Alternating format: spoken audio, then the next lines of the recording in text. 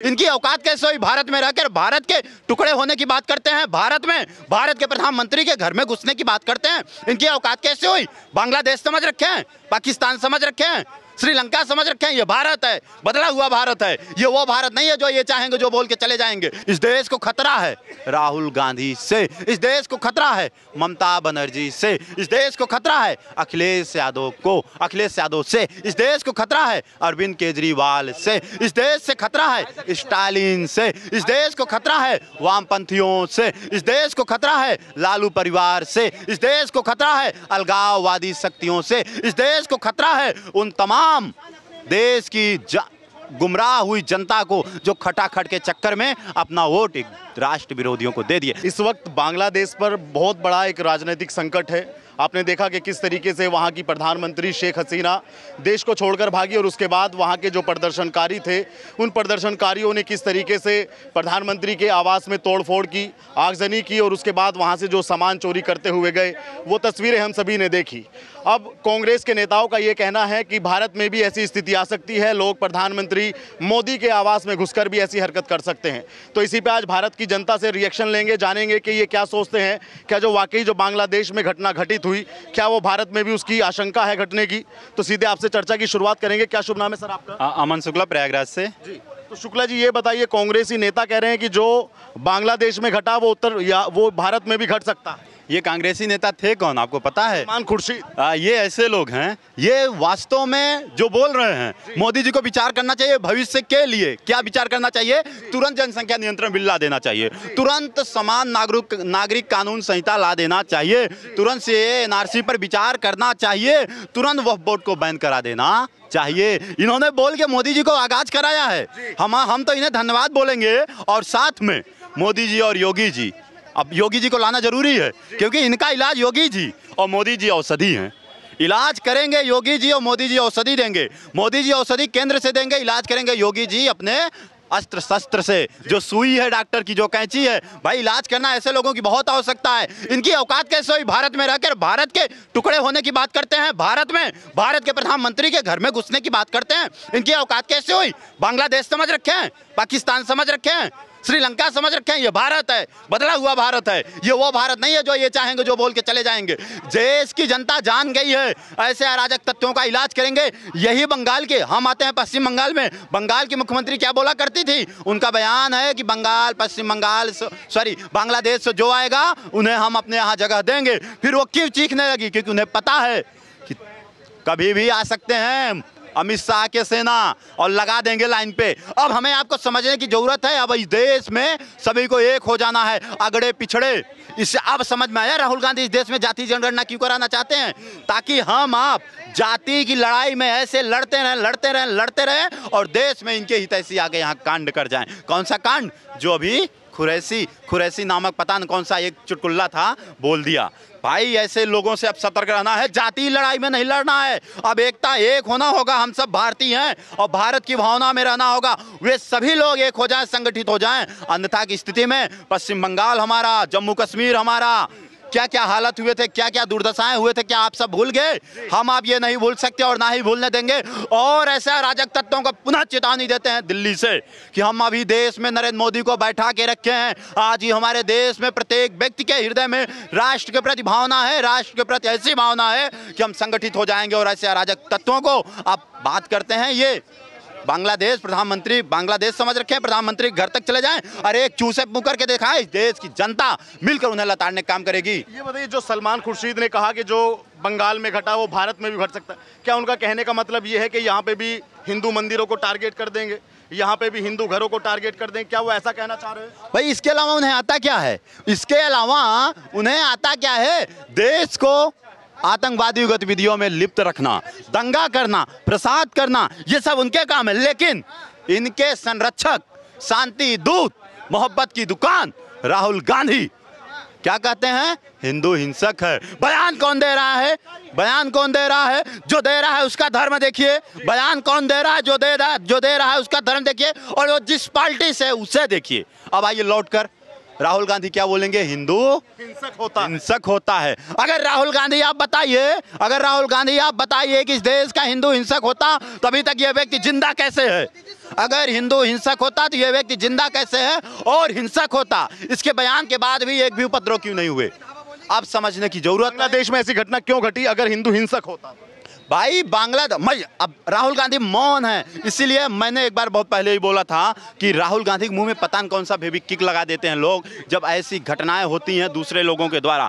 अभी जम्मू कश्मीर में AK-47 से 100, 150, 2000, 4000, 1 लाख लोग मर जाए, राहुल गांधी कभी नहीं आवाज उठाएंगे। अब हमें आपको समझने की जरूरत है, इस देश को खतरा है राहुल गांधी से, इस देश को खतरा है राहुल गांधी से, इस देश को खतरा है ममता बनर्जी से, इस देश को खतरा है अखिलेश यादव से, इस देश को खतरा है अरविंद केजरीवाल से, इस देश से खतरा है स्टालिन से, इस देश को खतरा है वामपंथियों से, इस देश को खतरा है लालू परिवार से, इस देश को खतरा है अलगाववादी शक्तियों से, इस देश को खतरा है उन तमाम देश की गुमराह हुई जनता को जो खटाखट के चक्कर में अपना वोट एक राष्ट्र विरोधियों को दे दिए। आप मुझे बताइए, कांग्रेस पार्टी का स्थापक खुद एक विदेशी था जिसकी नींव ही अब आप नाम बता दिया, हम तो नाम लेना ही नहीं पसंद करेंगे, जिसकी नींव रखा है एक विदेशी व्यक्ति, और इस देश में वो कैसे एक सही काम कर सकते हैं। अब हम लौट के आते हैं हमारे देश के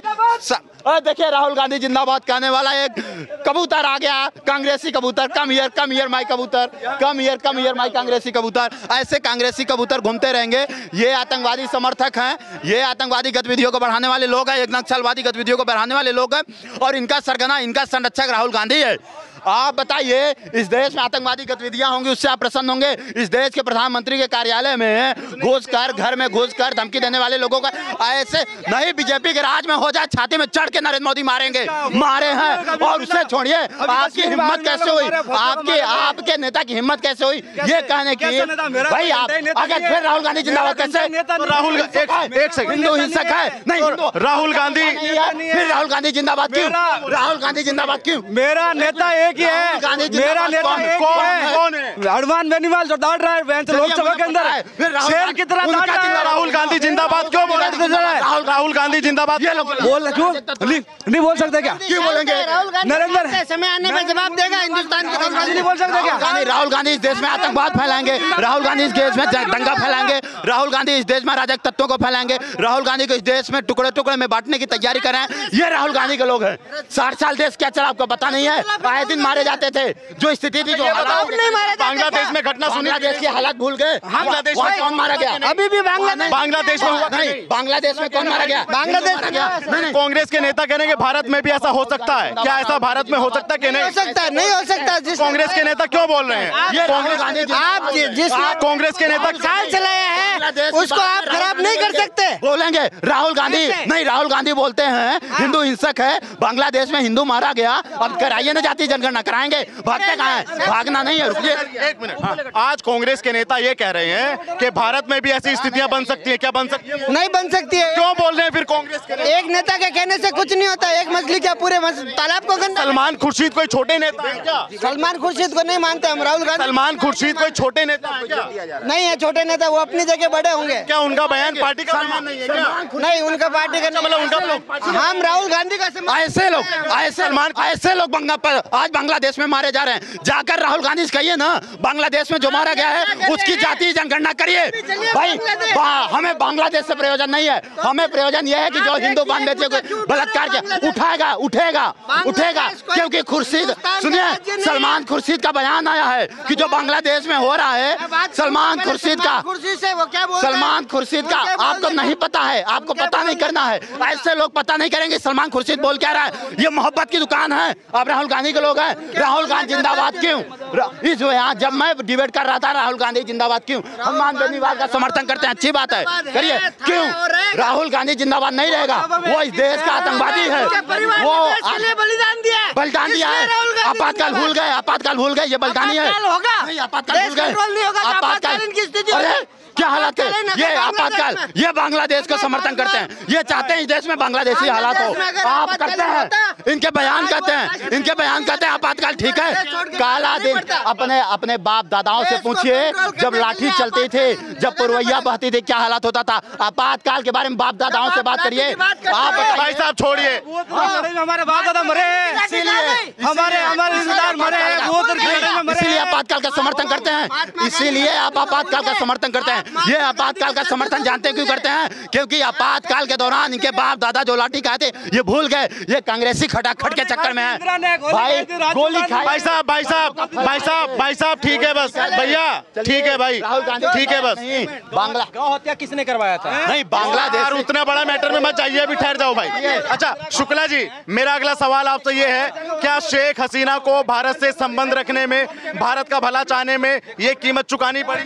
देखिए, निश्चित तौर पर जो भी बात हो, ये बहुत बड़ा तंत्र काम कर रहा है, जो इस्लामिक तंत्र है, इस्लामिक संगठनों का एक बहुत बड़ा तंत्र है, जिसका झुकाव, जिसका लगाव लगातार भारत की ओर हो रहा था, उसको तख्ता पलट करने की ये इनकी षड्यंत्र है। पाकिस्तान में आप देखिए, पाकिस्तान जब तक भारत मुर्दाबाद जो भी उनके प्रधानमंत्री किए हैं, जो भी किए हैं, तब तक वो लगातार भारत में मुर्दाबाद करने वाले बने थे पाकिस्तान में। लेकिन जैसे ही कोई थोड़ा पाकिस्तान का भारत के प्रति झुकाव करता था, तख्ता पलट कर दिया जाता था। बांग्लादेश में शेख हसीना शायद हो सकता है इसी का खामियाजा भुगत रही हैं, लेकिन समझना होगा। अब हम लौट कहते हैं हमारे देश की समस्या है, बांग्लादेश जल रहा है, हम हो सकता है कि योगी जी ने चेता दिया, योगी जी कह रहे हैं कि ये समस्या सनातन के लिए आगे बहुत बड़ी हो। भाई बांग्लादेश में अगर उपद्रव, राष्ट्रीय उपद्रव था, तो वहां पर हिंदुओं की बहन बेटी क्यों इज्जत लूटी गई? भाई उनके पुजारी क्यों जलाए गए, उनके मंदिर क्यों तोड़े गए, उनके मंदिर क्यों जलाए गए, उनकी बहन बेटियों का अपहरण क्यों किया गया, हिंदुओं की बहन बेटियों के कपड़े हवा में क्यों उछाले गए? इसका जवाब देना होगा। अभी एक आया था राहुल गांधी का जिंदाबाद करने वाला, इससे पूछिए ना।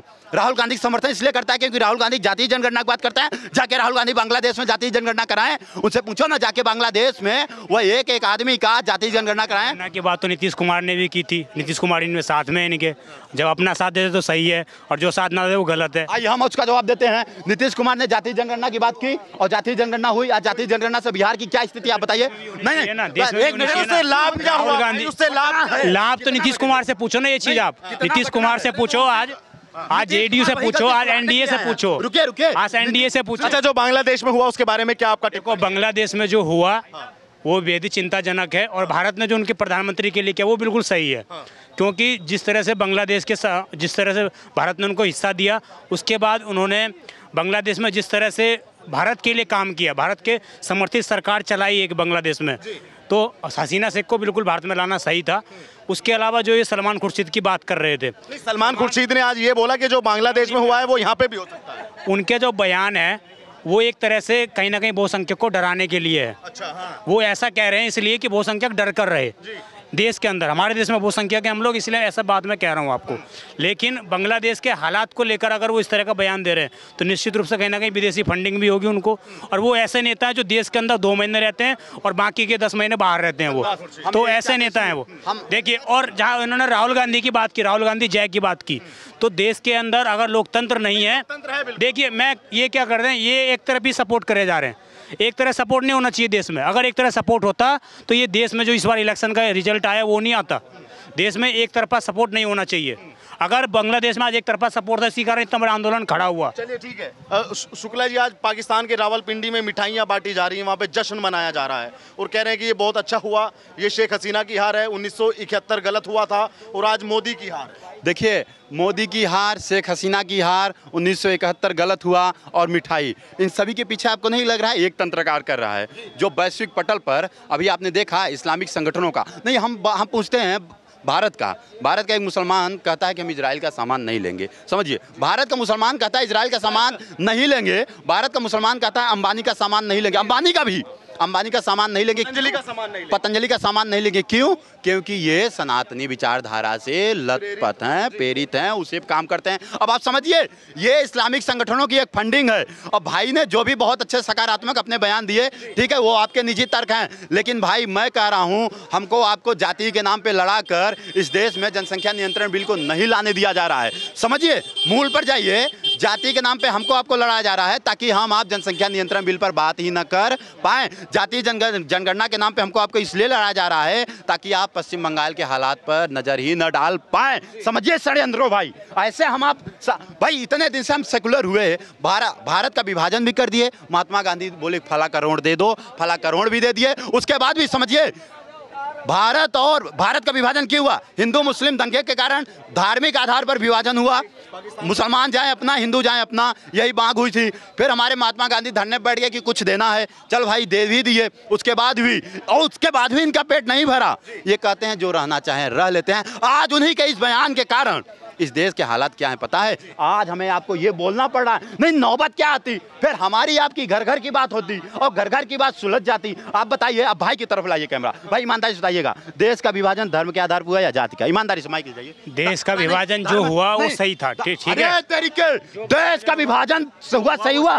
ये ऐसे लोग हैं, अगर आप ये कह दें कि पश्चिम बंगाल और जम्मू कश्मीर इस देश से हट जाए, क्योंकि वहाँ की जनता चाहती है, यही चाहते हैं पश्चिम में नहीं। पश्चिम बंगाल की कोई जनता नहीं चाहती है, अरे भाई साहब वो चाहते हैं। तो आप बताइए, नहीं एक मिनट, देश का विभाजन कौन कराया? पर देश के जो विभाजन हुआ जिस टाइम पर, आप इतिहास उठाकर देखेंगे तो उसमें सर्वाधिक ये चीजें निकल कर आई कि उस टाइम के जो मुस्लिम लोग थे वो लोग मांग कर रहे थे। बस रुक जाइए, अब हम जवाब देंगे। जूनागढ़ भूल गए? जूनागढ़ में मुस्लिम, जूनागढ़ का एग्जांपल लेते हैं। ये मत कहिए जनता क्या मांगती है। जनता को रौंद दिया गया था। कौन रौंदा था, नाम बताएं? सरदार पटेल, एकता के प्रतीक। रौंदे थे या नहीं रौंदे थे? इतिहास नहीं पढ़ेंगे। जूनागढ़ में इतिहास नहीं पढ़ते। रुकिए, जूनागढ़ में रौंद देंगे। जूनागढ़ नहीं पढ़ेंगे। 370 इस देश में हटता। जो चीज हुआ था इतिहास को नहीं दोहराया जा सकता है। 370 कांग्रेस क्या कहती थी? ये देखिए, बस आप बोले वो स्थिति नहीं थी। 370, रुकिए, अगर भारतीय जनता पार्टी इस देश की सत्ता में ना आती तो आप अपने माँ का छठी का दूध कोई नहीं पिया था। 370 इस देश से हटा देता। और कोई, अब मेरे जवाब दीजिएगा, भागिएगा नहीं। कोई माइकल लाल नहीं था। अगर भारतीय जनता पार्टी सत्ता में ना आती, 3 तलाक बिल पारित करना। हाँ, बधाई दीजिए। हर सरकार को अपने पहले बधाई देंगे, पहले बोलिए बधाई। देखिए, उसके लिए बधाई है, उसके लिए बधाई है, लेकिन हर सरकार को, रुकिए लल्लूपन नहीं, आप बताइए इस देश का विभाजन सही हुआ? मान लीजिए कल को पश्चिम बंगाल में आपका बांग्लादेश के या फिर वो अराजक तत्वों की संख्या ज्यादा हो जाए, हम कह रहे हो 70% हो जाए। रुकिए एक मिनट, नहीं इस टाइम पर है सेना नहीं देखिए, रुकिए एक मिनट नहीं होगा। अरे एक मिनट, जूनागढ़ जब लाए थे तब सेना कहाँ से आई? सुनिए, दोनों, मैं आपको दोनों को रोकूंगा भाई। मैं थोड़ा बांग्लादेश पे, मेरा सब्जेक्ट है। हम लोग बोल रहे हैं बांग्लादेश पर आपकी मोदी से क्या मांगे है वहाँ पे? देखिए, मेरी मांग ये है, पहली बात तो शेख हसीना को सुरक्षित रखा जाए, क्योंकि कहीं ना कहीं ये भारत के रिश्ते को मजबूत रखेंगी और निकट भविष्य में बांग्लादेश की जनता को ये बोध होगा कि उन्होंने वास्तव में गलत किया है। और दूसरी बात, सबसे बड़ी बात, नरेंद्र मोदी जी को हिंदुओं को बचाना चाहिए, हमारे साथ चाहिए। आप क्या कहना चाहेंगे भाई, जो बांग्लादेश में जो घटना घटी? देखिए, बांग्लादेश में जो अभी घटना घटी है, सबसे पहले तो जो बांग्लादेशी आ रहे हैं भारत में, उनको रोका जाए, बॉर्डर को पूरी तरीके से सील किया जाए, क्योंकि इनका कोई भरोसा नहीं है। कल को अगर हमारे देश में कोई दिक्कत हो गई तो कोई जवाब नहीं दे पाएगा, क्योंकि भारतीय जनता पार्टी बैठी हुई है पूरी तैयारी से और मजबूत है, पूरी मजबूती है। ऐसा तो कुछ भारत में होगा नहीं, मगर जो बांग्लादेश में हो रहा है, तो जहाँ तक तो देखा जाए तो भाई वहाँ की सरकार को एक्शन लेना चाहिए बहुत ही जल्दी। ये बताइए, आज कांग्रेस के नेता सलमान खुर्शीद कह रहे हैं कि जो वहाँ पे हुआ यहाँ पे भी हो सकता है। क्या आपको लगता है कि भारत के अंदर भी हिंदू मंदिरों को टारगेट किया जाएगा? आपको लगता है कि यहाँ के लोग डर जाएंगे? क्या आपको भी लगता है कि यहाँ पे भी प्रधानमंत्री आवास में शांति प्रिय कौम? देखिए, अभी तो किसी की इतनी औकात नहीं है जो भारत के ऊपर आग उठा दे, क्योंकि भारतीय सनातनी बहुत मजबूत है, हर तरीके से मजबूत है।